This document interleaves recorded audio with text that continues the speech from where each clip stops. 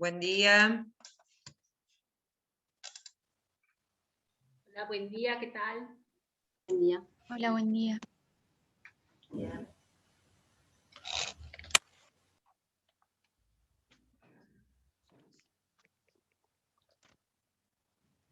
Bueno, perdón. Bueno, no hay problema. Gracias. Estaba esperando desde antes de las 8, pero hubo un problema con la posibilidad de conectarnos 8 en punto.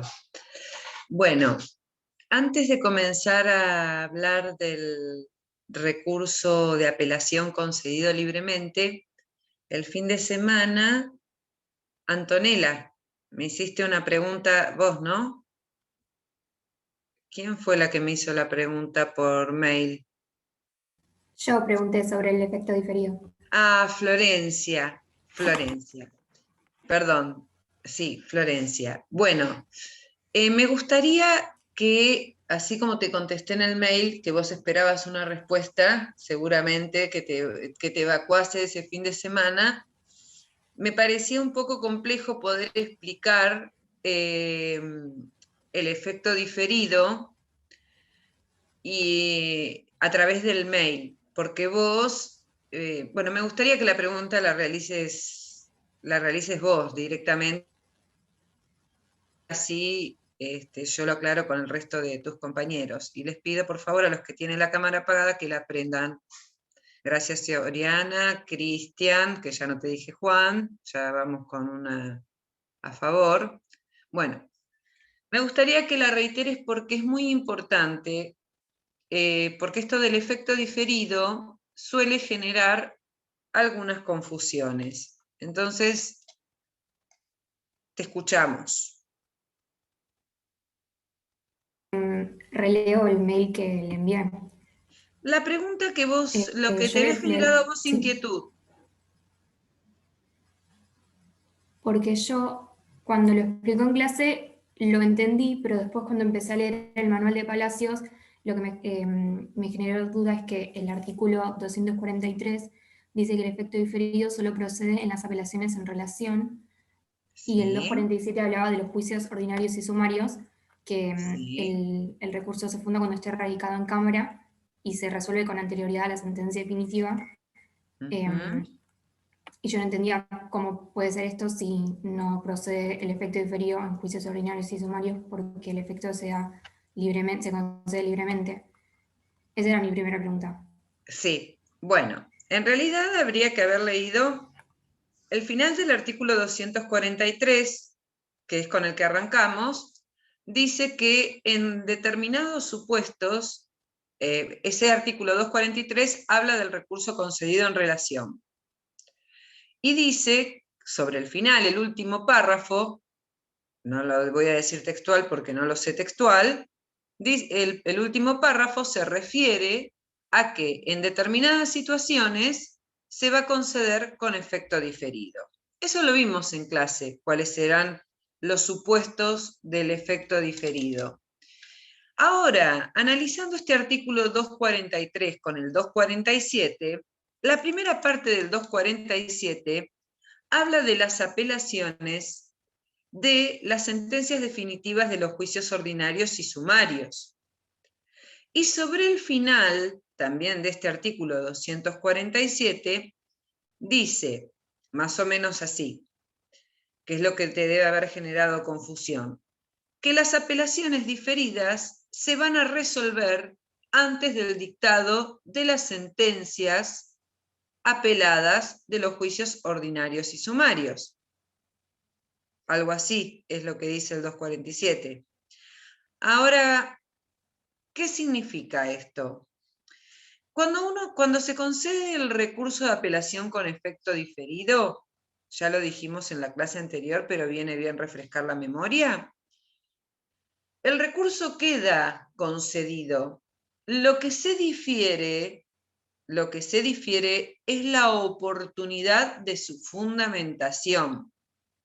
Por eso viene bien, y me gusta esta interpelación de Florencia, porque yo recuerdo que en aquella clase les dije, este artículo va de la mano del 255. Y explicamos qué pasaba si yo no apelaba la sentencia definitiva del juicio ordinario y sumario, pero también le vamos a tener que sumar que el 243, último párrafo, va de la mano del 247, último párrafo, y del 255, primer párrafo, que es lo que vamos a hablar ahora. Por ende, quiero que quede claro lo siguiente. Se concede el recurso de apelación en relación. Lo que no se eleva es el expediente en forma inmediata a la Cámara. El trámite continúa, porque ya dijimos en qué supuestos eran. Entonces, cuando llegue la oportunidad de apelar la sentencia definitiva del juicio ordinario o sumario, yo tendré el plazo de 5 días, de acuerdo al 255, para fundamentar mi apelación diferida, y lo que quiere decir el 247 es que los jueces de Cámara van a resolver la apelación diferida antes del dictado de la sentencia definitiva. ¿De qué, Florencia? Del dictado de la segunda instancia. Sí.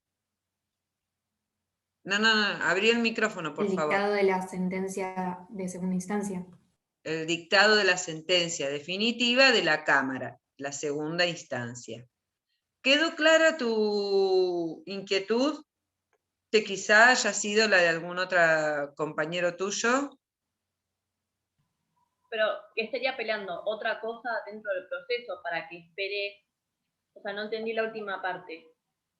Claro, el tema es el siguiente. En la clase anterior ustedes me preguntaron, y fue una muy buena pregunta también, como todas las que formulan, si ya había como una especie de presunción de que yo iba a apelar la sentencia definitiva de este proceso ordinario o sumario. En realidad, no genera ninguna presunción este recurso de apelación en relación concedido con efecto diferido. Ahora, yo podría no apelar la sentencia porque no me causa ningún tipo de agravio o gravamen, pero lo tengo que hacer al solo efecto, es decir, yo no considero que el juez se equivocó en su sentencia definitiva, pero debo apelarla al solo efecto de fundamentar aquellas apelaciones diferidas, porque si no quedan firmes esas resoluciones que se dictaron en su oportunidad. Y recuerdo haberles, no es que lo único que haga es pensar en derecho procesal toda la semana, pero sí me acuerdo lo que converso en clase. Recuerdo que les había dicho, si a mí me impusieron una multa de 2 millones o 3 millones de pesos, obviamente voy a apelar la sentencia definitiva, porque lo que quiero que es fundar la imposición de multas, se concede el recurso de apelación con efecto diferido. ¿Por qué? Para no dilatar el trámite, para elevarlo oportunamente a la Cámara, si es que llegase a apelarse la sentencia definitiva. No significa que ustedes tengan que apelar siempre la sentencia definitiva.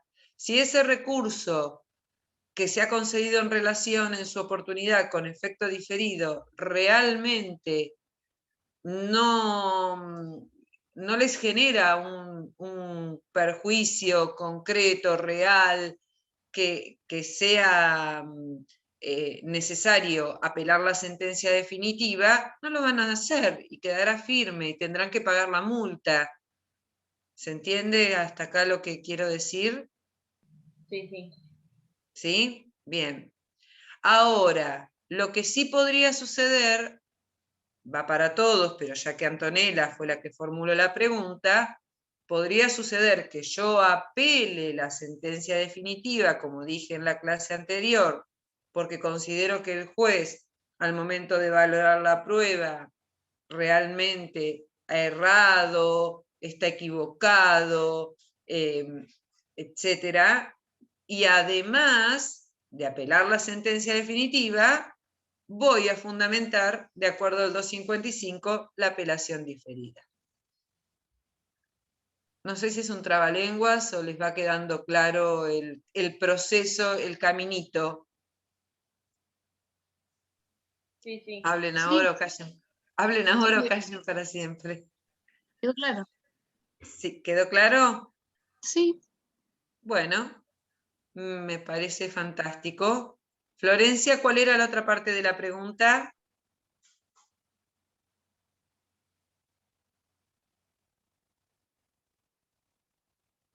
Más o menos ya quedó, ya me lo respondió. Lo que había preguntado era cómo era que se resolvía antes de la sentencia, si era que se suspendía el proceso. Claro. Sí. Siempre lo que preguntaste que era muy pertinente y que no es fácil de la lectura del código, de un código que no está comentado, no es sencillo. Lo que está diciendo ese artículo es, el 247 es, los jueces de Cámara siempre van a resolver antes del dictado de la sentencia definitiva de Cámara las apelaciones diferidas. Eso es lo que está diciendo. ¿Mm? Bueno, podemos continuar adelante entonces. ¿Alguno tiene otra inquietud, otra pregunta de lo que vinimos conversando hasta el día de hoy? ¿No? Ay, qué estudiosos. Bueno, qué bien. Bueno. Vamos a compartir pantalla. ¿Dónde está? Acá está. Recurso de apelación. Yo ya tendría que haberlo dejado preparado donde habíamos quedado, pero no lo hice, porque ya vimos el recurso de apelación en relación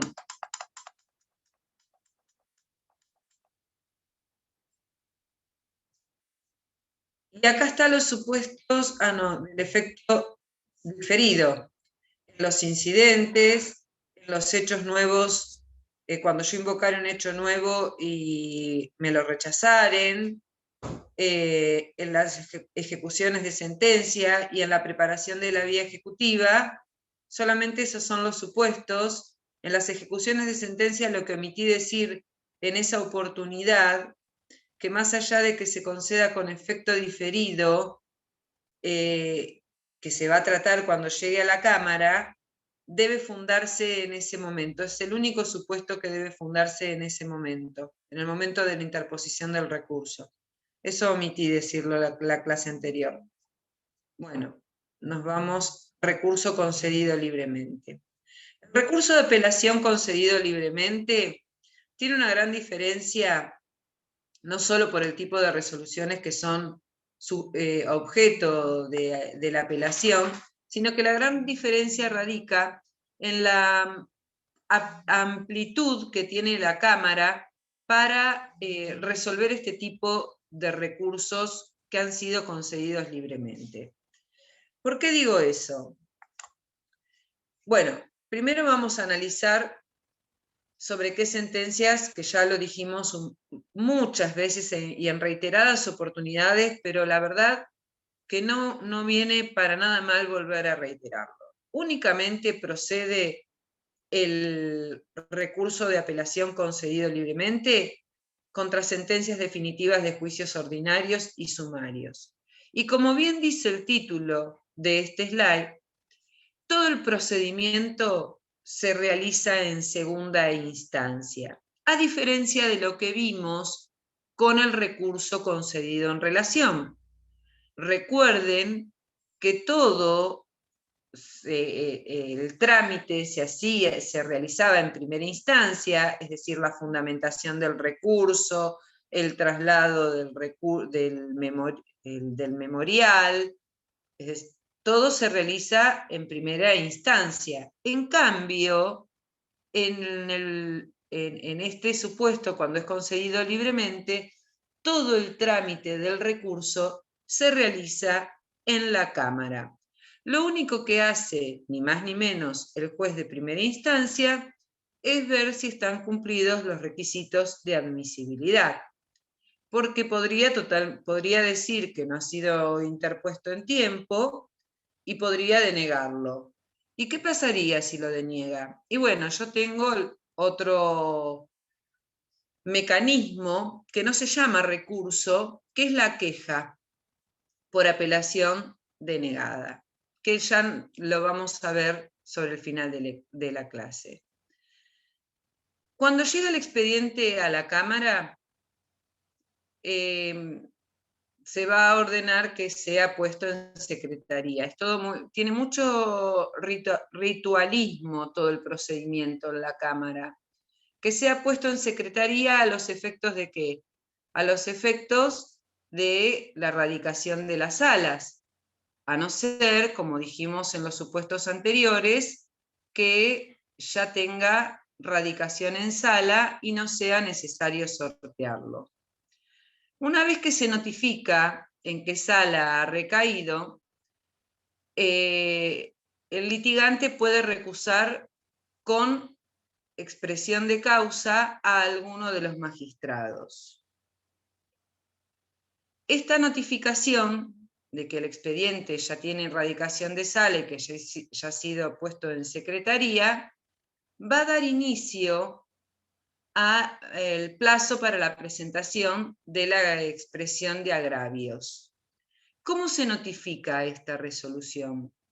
Esta resolución de que el expediente ha quedado radicado en sala y que ya se encuentra listo para expresar agravios, se va a notificar por cédula. El código, perdón, que salí de plano para sacarme la bufanda. El código dice, podrá notificarse personalmente o por cédula. Bien, se notifica por lo general por cédula y a partir de ahí comienza a correr el plazo para que el apelante pueda expresar agravios. Y el plazo es de 10 o de 5 días, según se trate de un proceso ordinario o sumario. Hasta acá no creo que haya ningún inconveniente, porque todo lo más interesante viene en 2 o 3 artículos que vamos a ver a continuación. Entonces, lo que tiene que quedar claro es que la notificación para que las partes expresen agravios se notifica personalmente por cédula. ¿Por qué remarco esto? Porque cuando vimos el recurso en relación, las notificaciones eran ministerio legis. Por eso lo remarco. Y otra cuestión que me interesa y que es importante que ustedes sepan es la diferencia de los plazos para expresar agravios en un proceso ordinario o sumario. Y ya van a ver por qué. Porque este plazo de 5 días me puede confundir con todo el trámite que trae con posterioridad el 255. Bueno, a ver si viene el 255. Sí. Vieron que les dije que la actividad procesal, cuando un recurso ha sido concedido libremente, es mucho más amplia que cuando se concede en relación, porque cuando se concede en relación, los jueces de Cámara únicamente deben ceñirse al memorial, a las copias del memorial que se les envían, y no hay posibilidad de ninguna de las cuestiones o de los supuestos planteados por el 255. No hay posibilidad de replanteo de la prueba y todo lo que vamos a analizar. Bueno, dice, dentro del 5.º día de notificada la providencia, que se refiere al 254, las partes en un solo escrito deberán. Acá viene la parte que a ustedes les genera dolor de cabeza. En un mismo escrito, dentro del 5.º día, deberán, en primer lugar, fundamentar las apelaciones diferidas. ¿Bien? Luego, si lo consideran pertinente, en ese mismo escrito y dentro del mismo plazo del 5º día, todavía no estamos hablando de expresión de agravios, ¿eh? Estamos hablando de otras cuestiones que pueden acontecer en la Cámara. Se puede pedir la apertura a prueba de la prueba perdida en primera instancia, declarada que ha sido denegada o que ha sido declarada negligente. Bien, acá, en este punto en particular, bueno, en el primer punto, obviamente si van a tener que hacer una fundamentación del efecto diferido, ya saben que tienen que presentar una pieza donde la fundamentación no sea refiriéndose a cuestiones generales, porque les van a rechazar, va a quedar firme la sentencia de primera instancia, por ejemplo, la imposición de la multa. Tienen que ser muy concretos, tienen que basarlo en doctrina, es decir, siempre esa crítica debe ser razonada y concreta. No hay mejor artículo que el 260 como para definir cómo deben ser estas piezas. Bueno, ¿puedo pedirle al juez la apertura de la prueba perdida en primera instancia? Sí, cuando me ha sido denegada. Ustedes saben que si a mí me deniegan alguna de las pruebas que yo he peticionado, el artículo 377 del Código de Procedimientos me impide apelar. Recuerden que el 377 habla de la irrecurribilidad o inimpugnabilidad de todas aquellas resoluciones sobre sustanciación, denegación o producción de la prueba. Por ende, lo puedo hacer en cámara, pero tengo que fundamentar por qué considero que ha sido mal denegada esa prueba. Y además de decirle a su señoría que esa prueba ha sido mal denegada, debo fundamentar por qué es necesario producirla. Porque también tengo que aclararles algo. La posibilidad de apertura a prueba en segunda instancia, es decir, en la Cámara, es de interpretación restrictiva. No es que todas las apelaciones que se conceden libremente va a haber apertura a prueba en segunda instancia, porque si no, es decir, estaríamos en ese límite que dije yo, no lo dije yo, eso no lo dije yo, que transcribí en el PowerPoint que les presenté, en el concepto de que esto no se trata de un nuevo juicio. Cuando el expediente llega a la Cámara no estamos frente a un nuevo juicio. O que considero que han sido mal declaradas negligentes. Recuerden que la negligencia en la producción de la prueba es distinta a la caducidad objetiva. Por ende, depende del criterio del juez, una vez de haber escuchado a aquel que acusa de negligencia y a aquel que se defiende y dice, no, señor juez, yo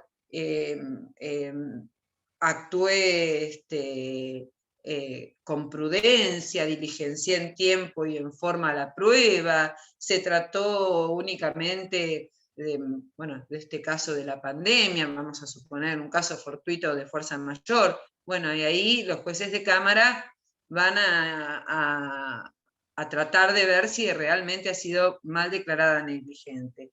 ¿Qué voy a agregar también en ese mismo escrito y dentro del plazo de 5 días? Los nuevos documentos. ¿Y cuáles son esos nuevos documentos?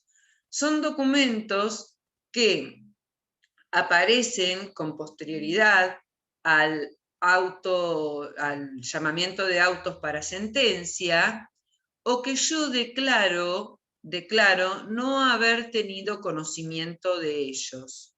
Por ende no los pude agregar en primera instancia. También tengo que demostrarlo. Por lo general, estas situaciones de los nuevos documentos se dan en el caso de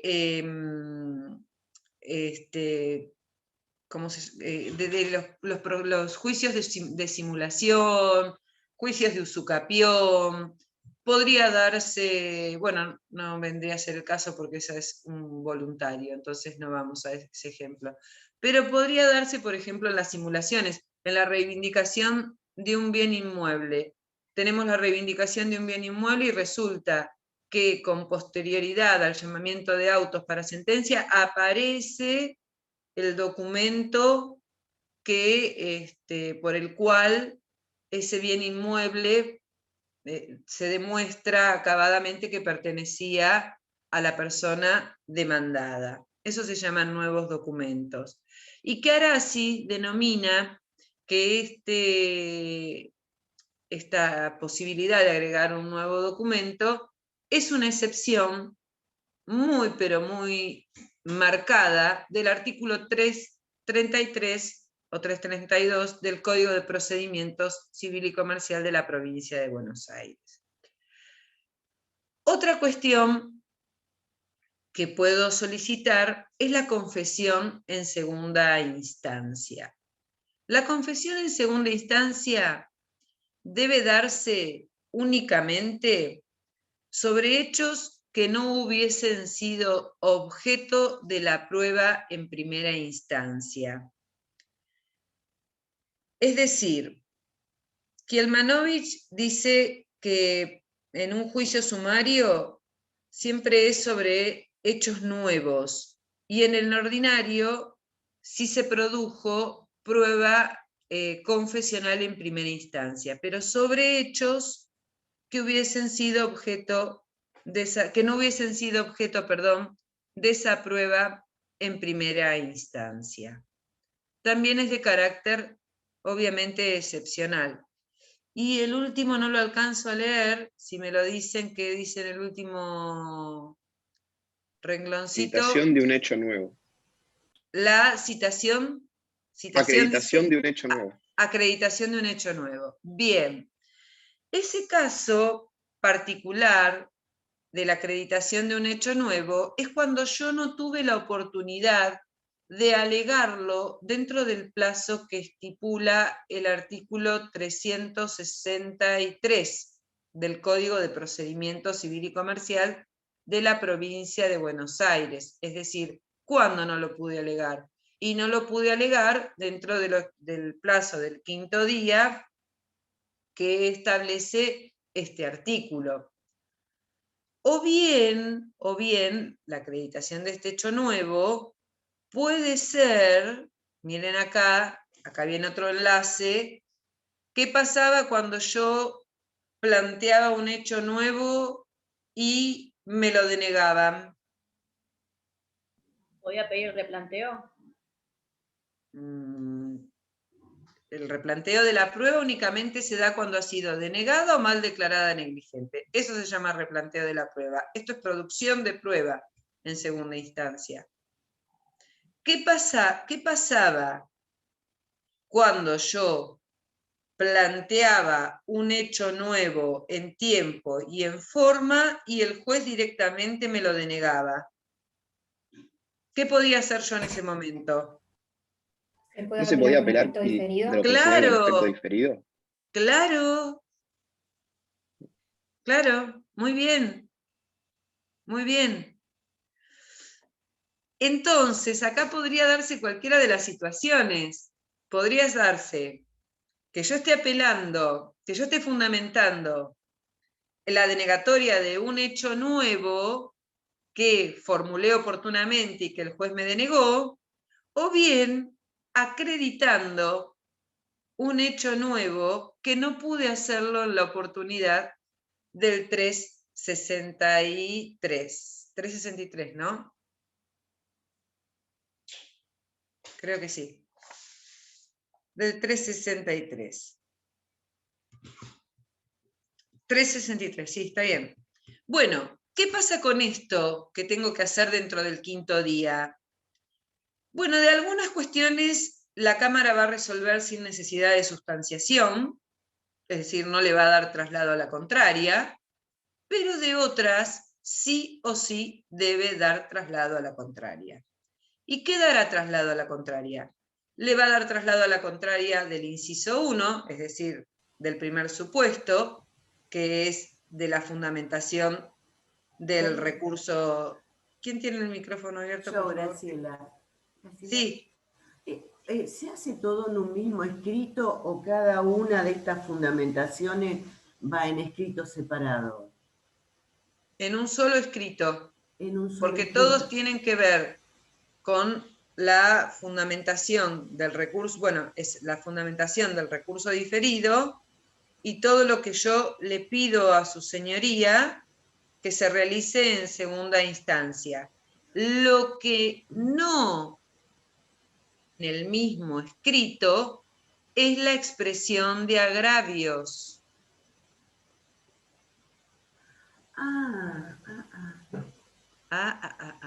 Por eso yo hice mucho hincapié al quinto día. ¿Por qué? Está muy buena tu pregunta, Graciela. ¿Por qué hice hincapié en el quinto día? Porque en el proceso sumario coincide el plazo para la presentación de la expresión de agravios con todas estas cuestiones o todos estos supuestos que yo puedo realizar en cámara. Ahora, vos me preguntás muy atinadamente si todo debe darse en un mismo escrito. Sí, todo se hace en un mismo escrito, pero nunca sucede todo junto a la vez. No, yo por el tema de... de la fundamentación de la apelación diferida. No, por el tema del traslado a la otra parte, que son algunos de los puntos estos. Claro, es verdad. ¿Cómo se hace para separar cada una de las cosas? Lo que vos estás diciendo lo voy a explicar ahora, de que se da traslado y de que no. Perfecto. Bueno. Gracias. Pero hice una pregunta entonces.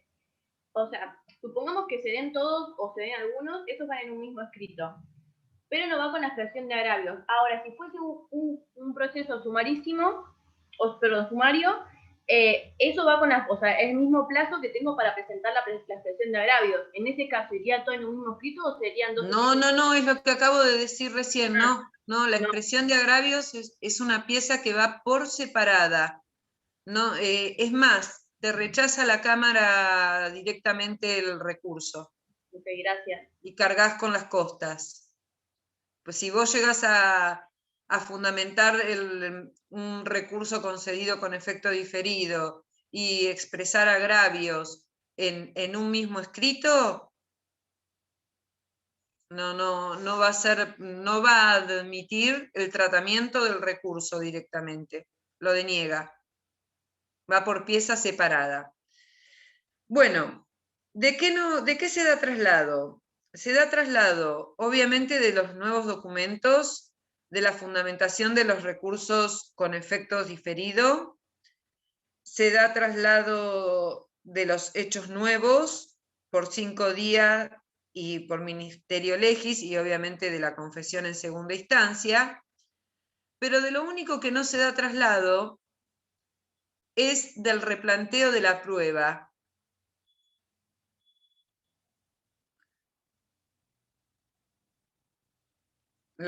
Voy lento porque veo que copian.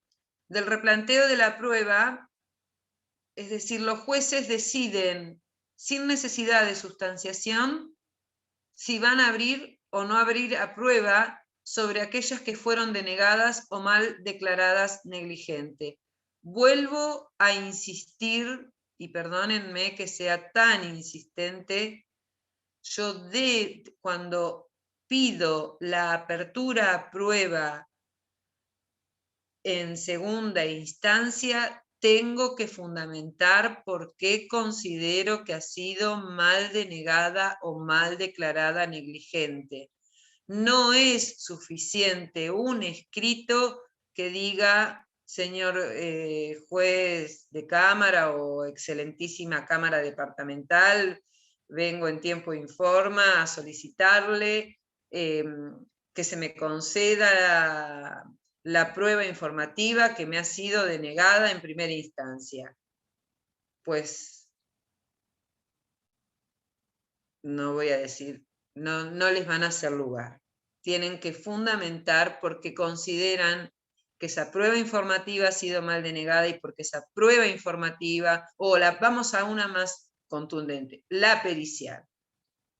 ¿Por qué me denegaron la pericial psiquiátrica si yo necesitaba acreditar el daño moral y la incapacidad psíquica del dañado? Entonces, ahí me han denegado una pericial psiquiátrica, porque a lo mejor el juez consideró que con una pericial psicológica se podía demostrar lo mismo, y no se puede demostrar lo mismo con una pericial psicológica que con una pericial psiquiátrica. No se puede acreditar lo mismo, porque el que puede decir si padece de una patología psiquiátrica es un psiquiatra, no lo puede decir un psicólogo. El psicólogo puede decir, tiene un carácter melancólico, le ha dejado una secuela de temor a salir, pero a lo mejor realmente ese temor a salir tiene que ver con alguna enfermedad psiquiátrica y alguna incapacidad que le ha dejado o le ha despertado determinado hecho. Entonces, ven qué importante que es esto de la prueba que me ha sido denegada o mal declarada negligente. Bueno, ya dijimos qué se sustancia y qué no se sustancia, y todo aquello que se sustancia se notifica a Ministerio Legis y se sustancia por el plazo de 5 días.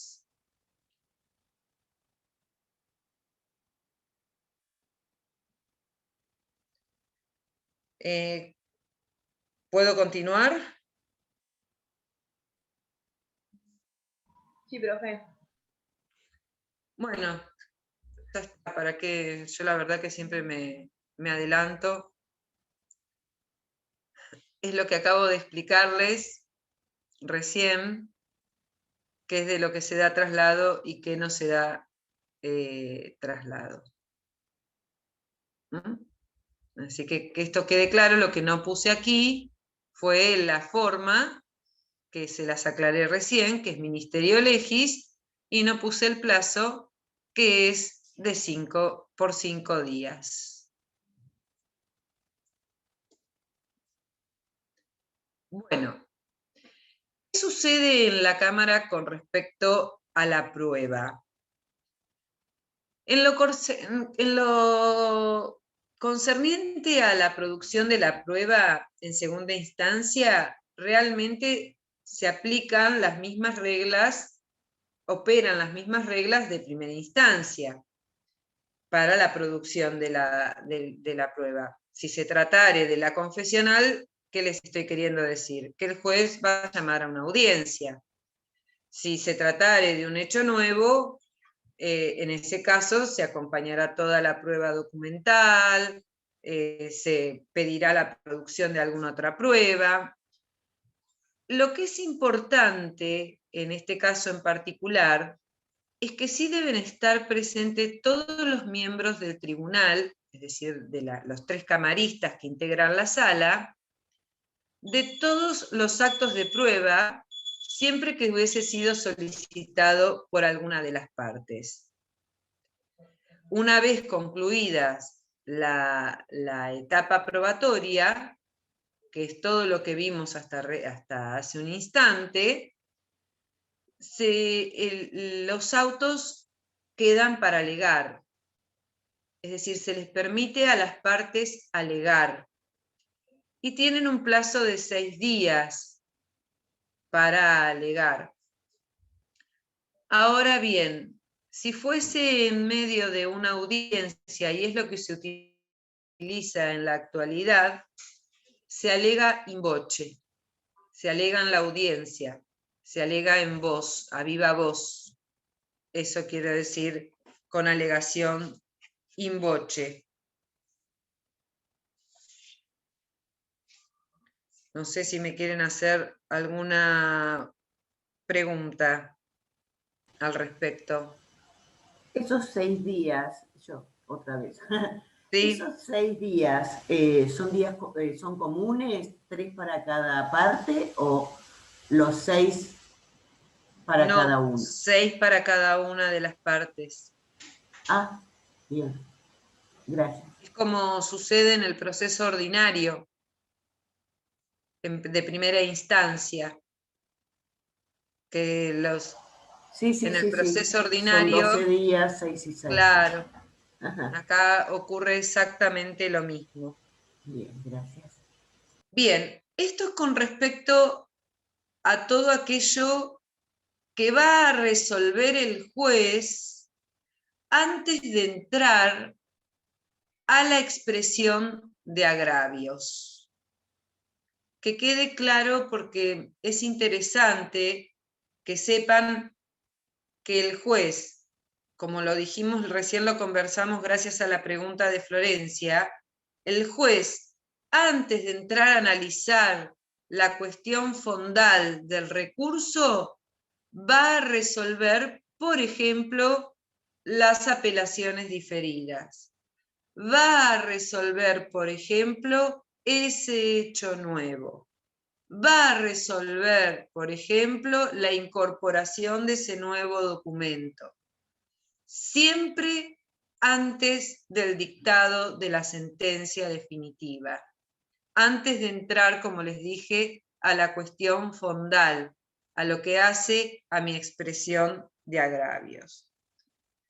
Bueno, ¿por qué hice hincapié en esto? Porque en realidad lo que no quiero, vuelvo a insistir, lo que no quiero es que confundan el plazo y que en el mismo escrito donde están incorporando un nuevo documento expresen agravios en un proceso sumario. En el escrito que están incorporando un nuevo documento o están pidiendo el replanteo de la prueba o están fundamentando una apelación diferida, coincide con el plazo para expresar agravios en un proceso sumario, pero van por piezas separadas. Bien, eso es muy importante que lo sepan.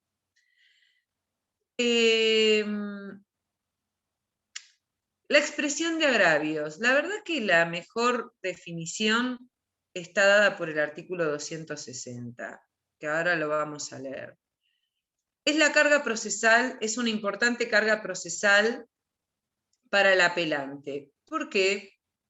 Porque si yo apelo y luego no expreso agravios, ese recurso se declarará desierto y ¿qué me va a pasar? Me van a imponer costas. Entonces, es una carga procesal para el apelante, tanto la confección como la presentación, en tiempo y en forma. Y esto de tiempo y forma, no lo digo al pasar, porque exige determinadas formalidades esta pieza de la expresión de agravios. Los defectos de ambas, la confección, como el plazo para la presentación, que me adelanté y lo dije, podrá dar lugar a la deserción del recurso. Ahora vamos a ver lo de la confección. Con respecto al plazo no hay mucho para ahondar, lo que significa es que si yo no lo presenté dentro del plazo del 5º día, cuando es un proceso sumario, o no lo presenté dentro del plazo de 10 días, cuando es un proceso ordinario a la expresión de agravios, me van a declarar desierto el recurso y me van a imponer costas y se va a devolver el expediente a primera instancia. Ya está, terminó la cuestión. Pero con costas para el apelante. Pero, deserción del recurso. Pero el tema es la confección de la pieza de expresión de agravios, porque si yo no la confecciono como corresponde, también va a dar lugar a la deserción del recurso. Bueno, antes de ponerme a hablar de cómo debe ser esta pieza, como dice en el slide muy claramente, la expresión de agravios siempre se presenta por escrito. ¿Se acuerdan que en alguna oportunidad dijimos que la apelación no se fundaba en el momento de su presentación ante el juez de primera instancia, pero siempre hay alguno que la fundamenta? Eso no implica, lo que quiero decirles es, vamos a partir de un supuesto. alguien apela una sentencia de primera instancia de un proceso ordinario y la fundamenta al momento de interponerla. El juez de primera instancia no le va a rechazar la apelación. Lo que le va a devolver son las copias de la fundamentación y quizá le diga, bueno, vaya un poquito a estudiar, porque realmente el escrito, la apelación no se presenta, no es un escrito que se presente fundada. Tiene algunas excepciones, nada más. ¿Qué exige el 260? Exige que la expresión de agravios contenga una crítica razonada y concreta de todas y cada una de las partes del fallo que yo considere que el juez se ha equivocado o que el juez ha errado al interpretar. Esto a mí me hace recordar un poquito al 354. ¿Por qué? Vieron que en el 354, cuando yo niego, no niego de manera general. Tengo que tomar punto por punto y decir, niego tal cosa, niego tal otra. Y acá es lo mismo. Tomo cada uno de esos puntos que yo considero que el juez se equivocó y los critico, les digo, le demuestro, trato de demostrarle el error al juez, de por qué yo considero que ha errado, por ejemplo, a ver, vamos a poner un supuesto, en la aplicación de los intereses. ¿Por qué? Y bueno, porque usted, señor juez, ha impuesto intereses en este daños y perjuicios que nunca fueron pedidos por la actora. ¿Y cómo usted va a resolver fuera de lo que han pedido las partes en cuestiones patrimoniales? Porque no es ni nada menos que el patrimonio de la parte. El juez en su sentencia no puede venir a suplir esa omisión del actor que cuando pidió los daños y perjuicios dijo, uy, me olvidé de pedir los intereses.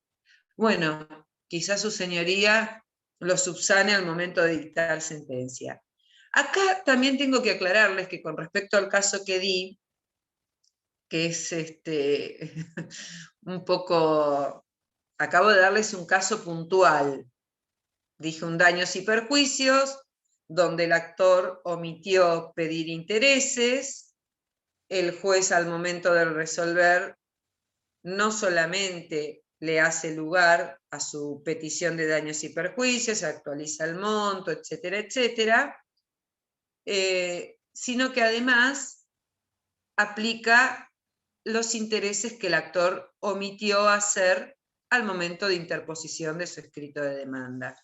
Es decir, por un lado estaría subsanando una omisión del actor y que en realidad son cuestiones privadas y particulares, no son cuestiones de orden público. Un choque en la calle no es una cuestión de orden público, no estoy afectando el orden público y por eso el juez tiene que venir a subsanarlo o a excederse. Porque acá estaría, para alguna corriente doctrinaria, y cuando se trata de cuestiones patrimoniales, afectando el principio de congruencia. ¿Ustedes recuerdan lo que es el principio de congruencia? Néstor, que debes estar por ahí. Que los jueces no pueden resolver más allá de lo que pidieron las partes. Claro, debe ceñirse, muy bien, debe ceñirse a lo que pidieron las partes, pero existe hoy en día una corriente moderna que habla de la flexibilización de la congruencia, que en algunos casos el juez puede, sin entrar en un extra petita, flexibilizar la congruencia. Y por ejemplo, en este caso, en el caso puntual que yo les estoy mencionando, hay dos posturas totalmente antagónicas. La doctora Mabel de los Santos dice que como cuando estamos frente a un daños y perjuicios, lo que se pretende es la reparación integral del daño, el juez, al aplicar intereses, estaría reparando de la mejor manera o integralmente ese daño producido hace 5 o 10 años atrás. En cambio, el doctor Costantino dice, no, señores, el juez no puede venir a pedir que a aplicar intereses, porque son cuestiones privadas de las partes, estaría subsanando una omisión o una negligencia de la parte actora, y se trata de cuestiones patrimoniales, nada más ni nada menos. Bueno, dicho este ejemplo, que los llevé a dos corrientes, a dos posiciones, y retomamos el principio de congruencia y flexibilizamos la congruencia y todo lo demás, vamos nuevamente a la pieza, porque yo suelo irme un poquito para darles mayor información, suelo salir un poquito del carril. Entonces, esa crítica razonada y concreta de las partes del fallo que considero equivocadas es una articulación seria y objetiva de los errores de la sentencia punto por punto. Punto por punto. Y una demostración no sé qué dice ahí porque no lo alcanzo a leer, pero se los puedo explicar, de los motivos para considerar que la sentencia es contraria a derecho.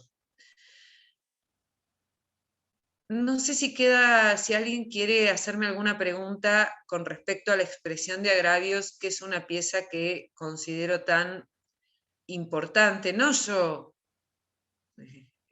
cualquier abogado que ejerce la profesión y va a presentar por primera vez una expresión de agravios, realmente no sabe ni por dónde empezar a escribir la expresión de agravios, ni cómo redactarla. Supongo que se los enseñarán en la práctica, pero lo que sí quiero decirles es que vieron que dice que para que no me lo tengan por declarado desierto al recurso, esta pieza debe contener todo lo que acabo de mencionar. Por ende no podría remitirme a citas que nada tienen que ver con la cuestión planteada, no podría tomar un hecho genérico, sino que tiene que ser un hecho concreto, no podría remitirme a piezas del expediente, sino que tengo que volver a remarcar y tengo que citar doctrina, tengo que citar jurisprudencia en esta crítica razonada y concreta. ¿Bien?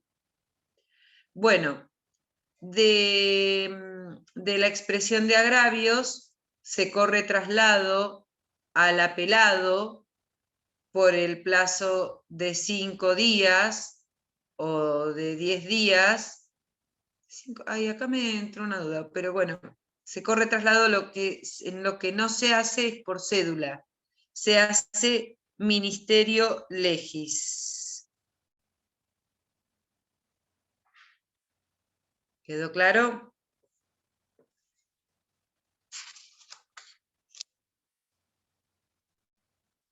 El plazo para expresar agravios es un plazo individual.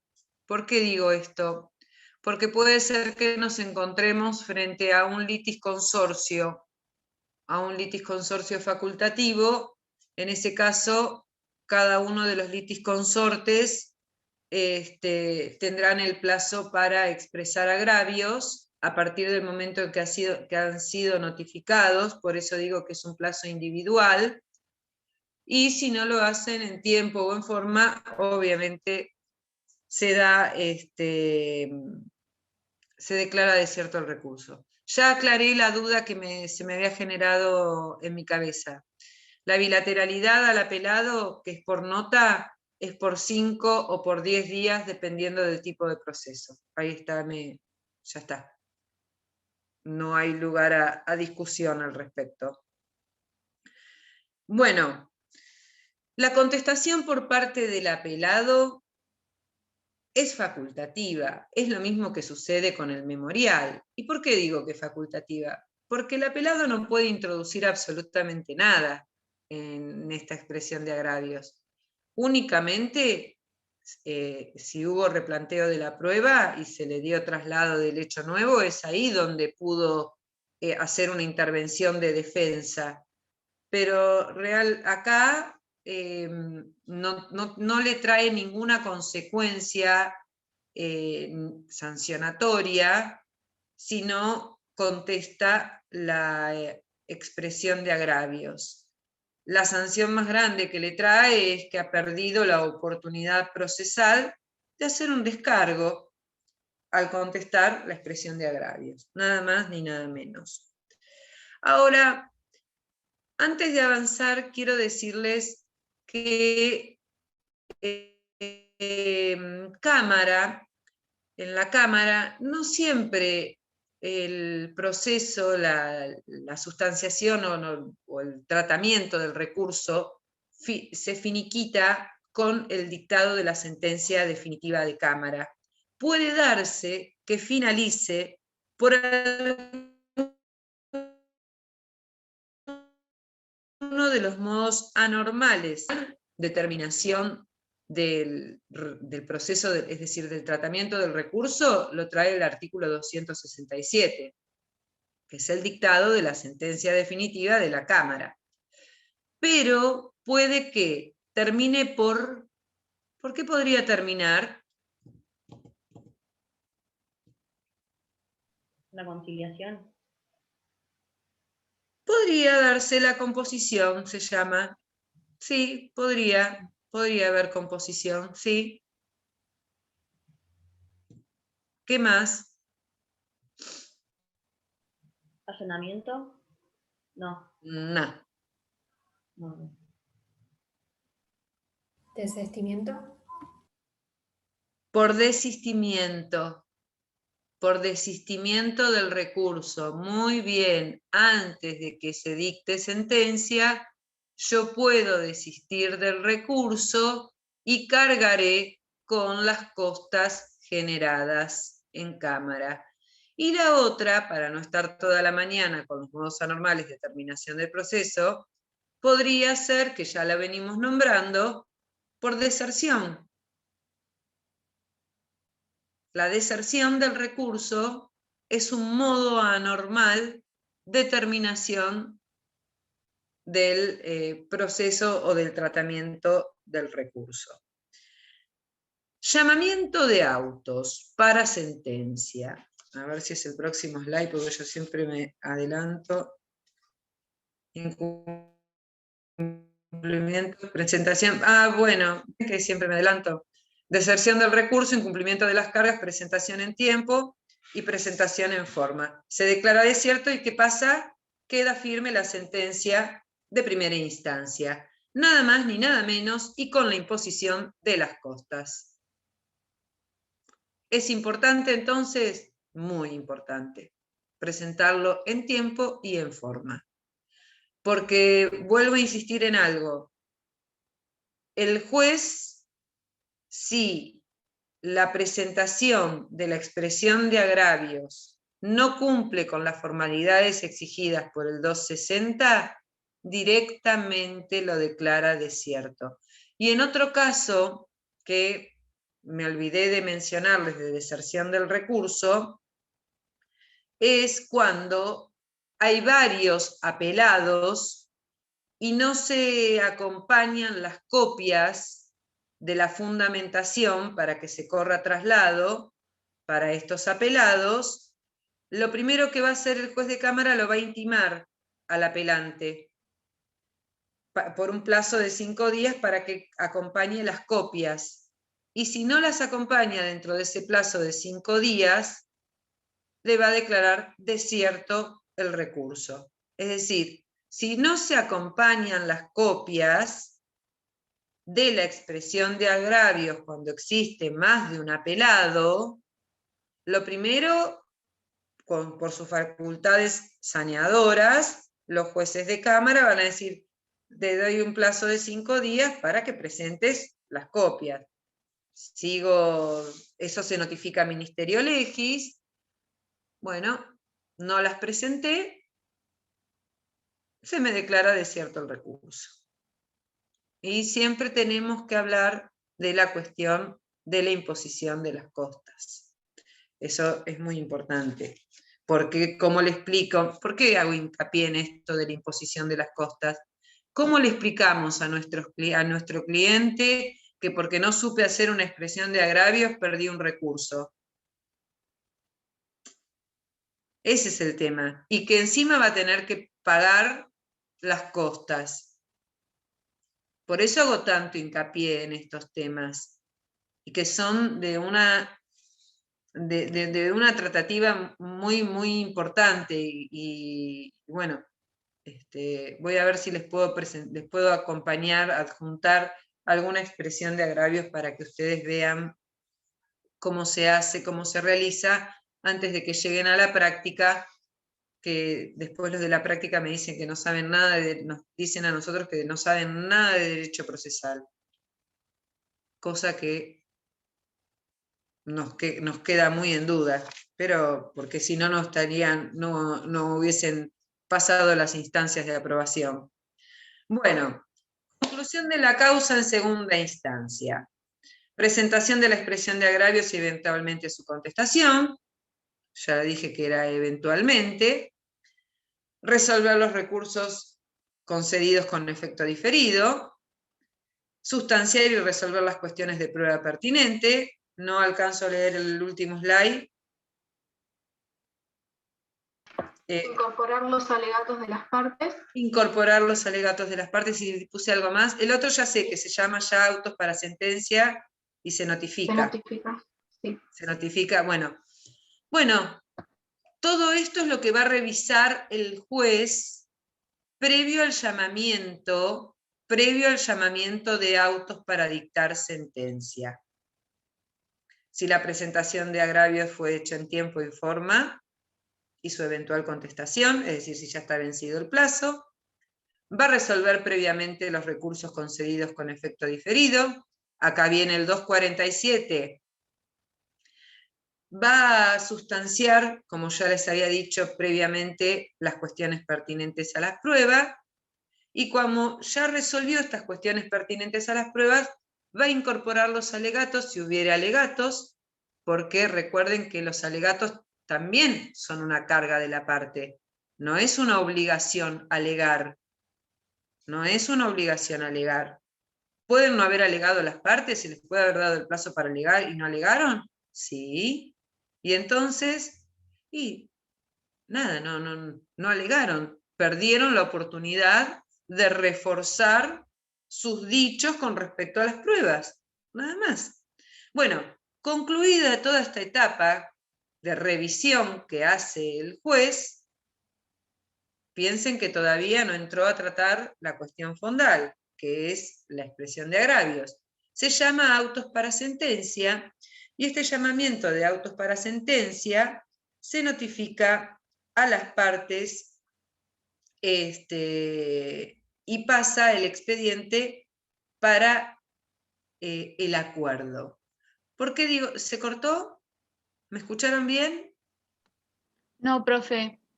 ¿No se cortó? No. Ah, porque me apareció un círculo y pensé que estaba funcionando mal mi internet. Bueno, el llamamiento de autos previo al dictado de la sentencia, el expediente en la Cámara se redacta un acuerdo previo.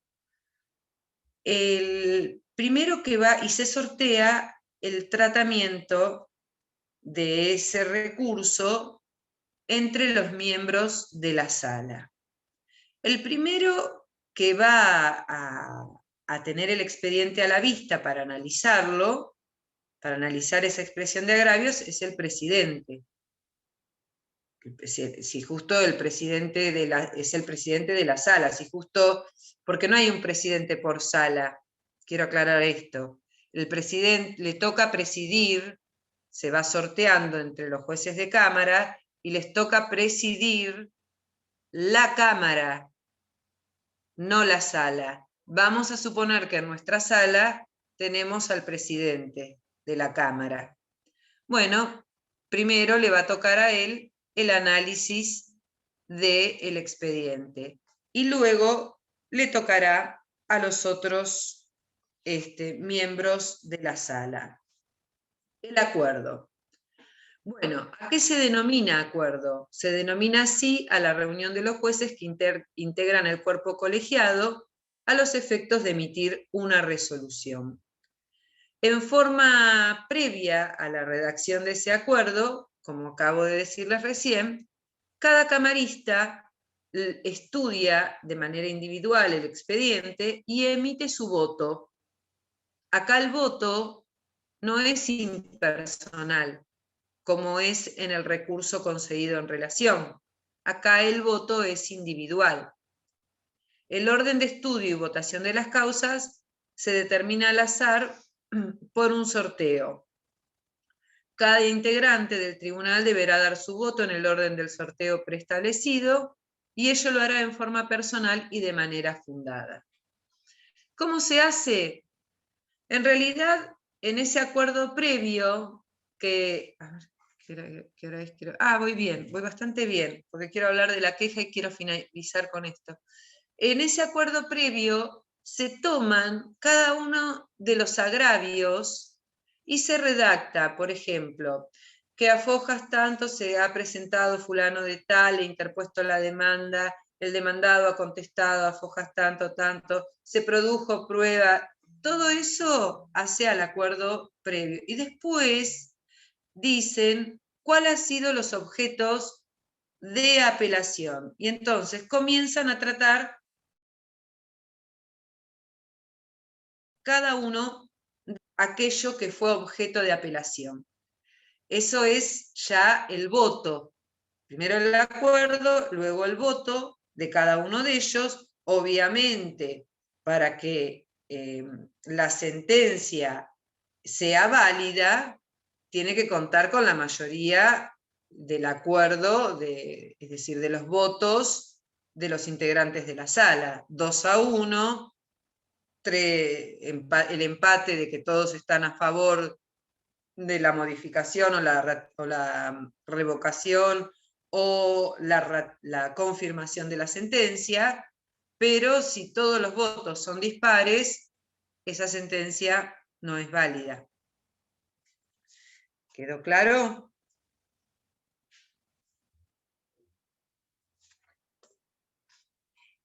Bueno, concluida la deliberación de los jueces, se volcará el texto definitivo de la sentencia.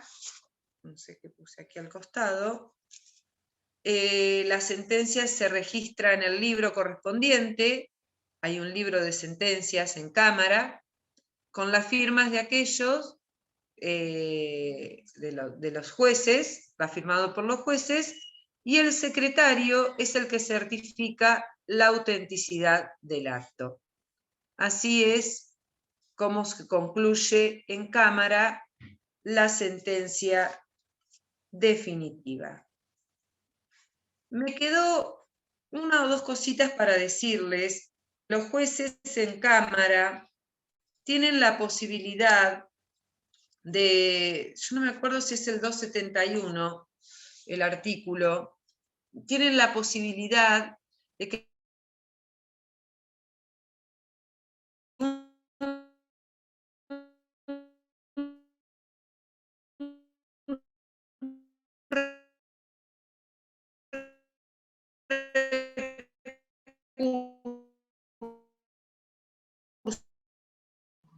Profe, se le cortó todo. Sí, se le cortó todo, pensé que era yo. Yo también pensé que era yo.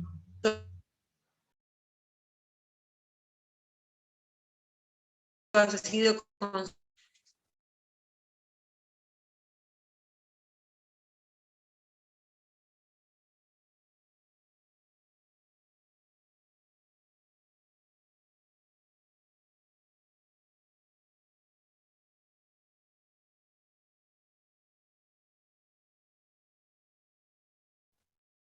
¿Se desconectó?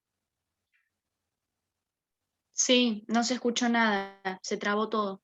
Bueno, ¿qué parte no escucharon? Ninguna de la que dijo de estas Al termina. No, empezó con que los jueces en cámara tienen la posibilidad de, y después no se escuchó nada. Ah, bien. Ahora sí, ¿me escuchan? Bruno, Sí, ¿me escuchás? ahora sí. Bruno tiene una fotito muy linda puesta, pero no está con sus auriculares grandes como lo suelo ver siempre. Bueno.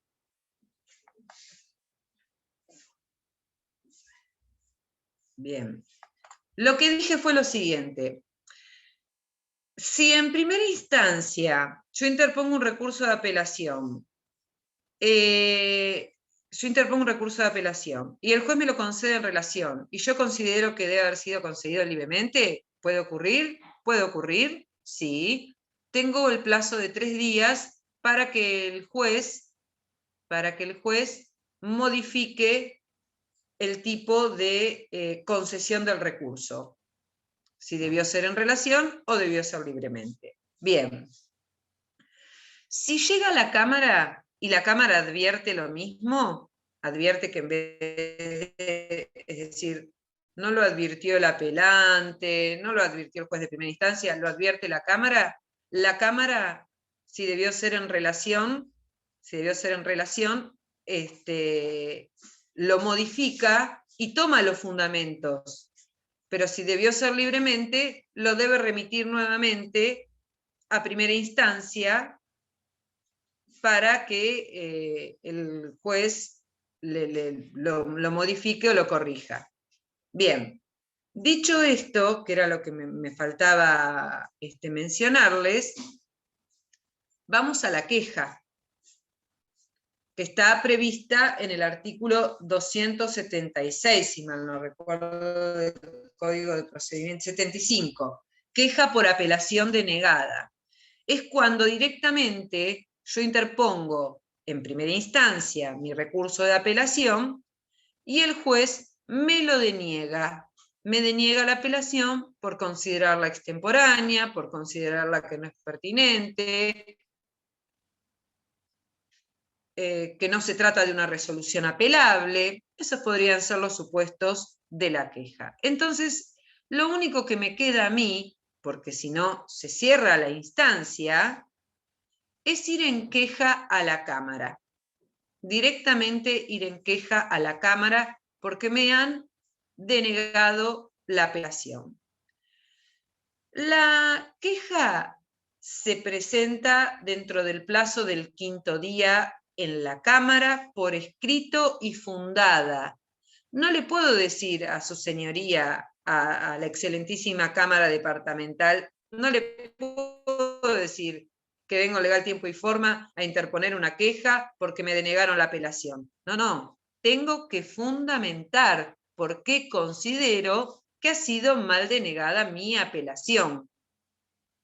Bien, entonces, escrito, fundado, 5 días, directamente a la Cámara. No suspende el trámite de primera instancia, la Cámara resuelve sin sustanciación, pero acá hay algo más importante y trascendental de lo que estoy diciendo. Cuando yo presento mi escrito de queja, debo acompañar determinadas copias que el Código de Procedimientos Civil y Comercial no enumera. ¿Y de dónde surge? Surge de la elaboración doctrinaria y jurisprudencial a lo largo del tiempo, de cuáles son las copias que tengo que presentar. ¿Cuáles crees, Francisca, que son las copias que tengo que presentar? Por ejemplo, no te pido todas, ¿eh? De la resolución recurrida. Una copia del escrito de la apelación. Bien, ¿qué más? No, dijiste de la resolución recurrida. Bien, una copia de la resolución recurrida. ¿Qué más? Uno lo dije yo, porque me adelanté. Dije la copia del escrito de apelación. La copia del escrito de apelación. ¿Por qué es importante presentar la copia del escrito de apelación? Por la fecha, el plazo. Porque si a mí me dicen que me lo denegaron porque no lo interpuse en tiempo, bueno, yo en ese caso tengo que acompañar ese escrito. Entonces dijimos, la copia del escrito de apelación, la resolución que me deniega la apelación, la copia de la resolución recurrida, como muy bien dijo Francisca, y creo que me falta alguna, de la interposición del recurso, no, creo que no. No. Bueno, esas son las copias que yo tengo que acompañar. Si acompaño alguna copia de más, no me van a denegar la queja. Ahora bien, ¿qué sucede cuando el juez admite o deniega la queja? Eso es lo que tenemos que saber. Si deniega la queja, es decir, considera que ha sido bien denegada la apelación, queda firme la sentencia de primera instancia. Y obviamente se impondrán costas al quejoso. Y cuando se concede la apelación, es decir, se concede la apelación por vía de queja, si se trata de una sentencia de un proceso ordinario o sumario, directamente el expediente queda en cámara a los efectos de que se produzcan todos los trámites que hemos analizado con antelación. ¿Alguna pregunta? Profe, ¿qué dijo usted de no suspende? El trámite de primera instancia. Y la queja se resuelve, no sé si lo dije o se entrecortó, se resuelve sin sustanciación. La queja planteada por el apelante se resuelve sin sustanciación.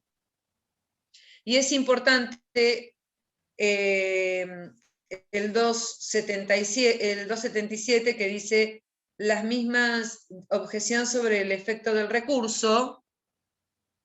Objeción sobre el efecto del recurso. Vieron que yo recién les dije tenía 3 días, pero yo no lo hice en ese tiempo, directamente lo puedo hacer a través de la queja. Las mismas reglas se observarán cuando se cuestionase el efecto con que se hubiese concedido el recurso de apelación. Esto nos remite al 246 y al 271. Entonces el 277 va de la mano del 246 y del 271. ¿Alguna pregunta? Me quedan unos poquitísimos minutos, porque nadie me lo preguntó. Igual el Profe, programa... perdón, antes que siga. ¿Puede volver a repetir los artículos? Artículo 277 va de la mano del 271, ¿y cuál más? Del 246. Ah, bueno, listo. Gracias. Del 2. ¿Se está escuchando mal? De vez en cuando se corta un poco. ¿No? Qué feo. Sí, pero bueno. Pobre de ustedes. Se corta algunos momentos. Bueno, espero que no sean algunos momentos trascendentales, porque, bueno, cualquier cosa igual lo volvemos a repasar, porque todo es importante. Lo que no dice el programa acá, pero lo dice cuando se trata de nulidades, del recurso de nulidad. Que yo me acuerdo de haber preguntado en el examen, a alguien le pregunté nulidades, y me dijeron, no, la doctora Arrieta dijo que solamente íbamos a ver incidentes, porque era el modo más común de plantear la nulidad, y qué recursos lo íbamos a ver cuando lleguemos a la etapa de recursos. Bueno, yo les quiero decir que respecto al... Victoria y Melissa, ¿qué pasó? ¿Se les apagó la cámara? Que la mayoría de los autores le resta autonomía a este medio de impugnación, porque todos repiten absolutamente lo mismo. Los estudiantes, porque se los enseñan así. Dicen, el recurso de nulidad queda subsumido por el de apelación, sin siquiera entrar a comprender qué significa eso. Porque el recurso de apelación y el recurso de nulidad no tienen nada que ver uno con el otro. Porque el recurso de nulidad se va a dedicar a impugnar los errores improcedendo, de lugar, de fecha, de falta de fundamentación suficiente. Entonces no queda subsumido por la apelación. Sí se debe plantear dentro del mismo plazo, lo debo plantear dentro del plazo del 5º día. Ahora, ¿por qué la mayoría repite automáticamente esto que queda subsumido por la apelación? Porque si la cuestión puede solucionarse a través de la vía de apelación, directamente se interpone la apelación. Pero cuando se trata de una violación o una omisión a las formas legales, la enmienda se hace a través del recurso de nulidad y no del de apelación. Espero que hasta acá me hayan escuchado. Se trata ni más ni menos que de los errores improcedendo y no de los errores injudicando, que es a los que apunto con el recurso de apelación. ¿Quedó claro esto? Que me interesa que quede, bueno, sí. Es de interpretación restrictiva, es decir, los jueces antes de entrar a tratar la nulidad también son de fijarse si es procedente la nulidad o puede ir a través del recurso de apelación. Tiene que existir un interés jurídico para sostenerlo, es decir, vieron que esto es común a la nulidad, porque yo tengo, si no caigo en la nulidad por la nulidad misma, por eso no me voy a detener en esto del interés jurídico en sostenerlo. No es suficiente la existencia de un vicio formal, sino que es necesario la comprobación de aquel para que se lo declare procedente. Yo tengo que comprobar que ese vicio formal a mí me afecta. Por ejemplo, la falta de fundamentación suficiente. ¿Cuándo no procede el recurso de nulidad y sí el de apelación? Y esto se los que voy a leer.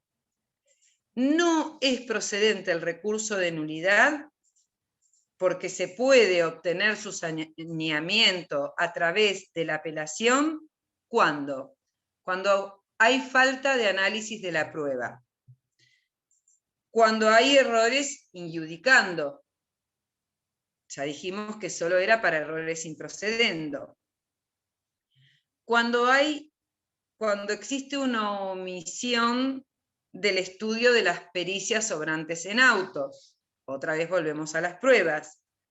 O cuando hay un error en la calificación de las defensas planteadas o en la calificación legal de la propuesta por una de las partes. En ese caso no procede la nulidad, sino que ese saneamiento se hace a través de la apelación.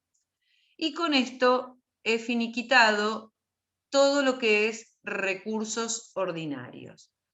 Para lo cual les pido encarecidamente que para la clase que viene lo lean y todas, estoy buscando mi lista, lo lean y todas las preguntas que tengan para hacer me las realicen. Vamos a ver si podemos hacer algún práctico. A ver si tengo una virome, perdón, que esté corriéndome así. No, no tengo una virome acá, permítanme que voy a buscar una virome. ¿Alguien terminó de anotar cuando no procedía la nulidad? Porque no llegué a anotarlo. Yo ahora le iba a pedir... ¿Qué pasó? A ver, ¿qué estaba escuchando? Tenía el micrófono abierto. Por eso ustedes también deben haber escuchado que me alcanzaban una virome. No, que no llegué a copiar lo que dijo usted de no proceder la nulidad, pero sí la apelación. Yo lo que le iba a pedir si podía subir o, no sé, o decir de dónde sacó esa definición y las pautas que dio recién acerca de las nulidades, porque realmente no las había leído así nunca. ¿Del recurso de nulidad? De Maurinho, que habla de nulidades procesales. Ese es el autor. De ese autor, yo pensé que le iban a dar nulidades cuando vieron, les tocó ver la unidad temática. Ya les digo el texto. Nulidad, a ver, permítanme. Pero pensé que se los iban a dar. Por eso no lo... Y aparte no está acá en esta parte del programa. Pero es de Maurinho. Bien. Bueno, no lo tengo acá anotado el nombre del autor, pero bueno, y a otro le faltó que le dé la parte de qué es lo que se podía sanear a través de la nulidad, es decir, cuándo no procedía la nulidad, sino el recurso de apelación. ¿Eso preguntabas, Antonella? Sí, eso. Bueno, dije, cuando se trate de errores injudicando, porque la nulidad solo procede, valga la redundancia, cuando se trata de errores improcedendo, lugar, fecha, falta de fundamentación suficiente, con respecto a formas. Cuando no se analizó alguna prueba, es decir, yo no podría plantear la nulidad diciéndole al juez, señor juez, usted no ha analizado la prueba testimonial producida en autos. No, eso lo tengo que plantear a través de la apelación. Todo lo que tenga que ver con pruebas, el no tener en cuenta la confesión tácita, la omisión del estudio de pericias sobrantes en autos, todo lo referido a pruebas, el saneamiento se produce a través de la apelación, no se produce a través de la nulidad. Ahora ustedes podrían decirme, ¿y qué pasa si a la sentencia de primera instancia le falta la firma? ¿Qué planteo? ¿Una nulidad? ¿Qué día soy? 9. Sí. Les hice una pregunta. Es un vicio formal.